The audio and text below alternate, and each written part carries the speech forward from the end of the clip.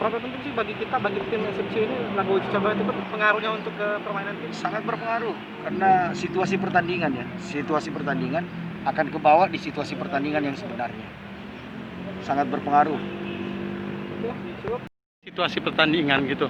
Kalau untuk pengendalian emosi atau apa itu, Coach, penekanan kepada kapten tim gimana tuh, Coach? Bukan ke kapten, semua pemain. Semua pemain. Penekanan tahan emosi, ya, mental. Nah, ketika itu kita tahan, saya pikir apa yang kita inginkan berjalan dengan lancar.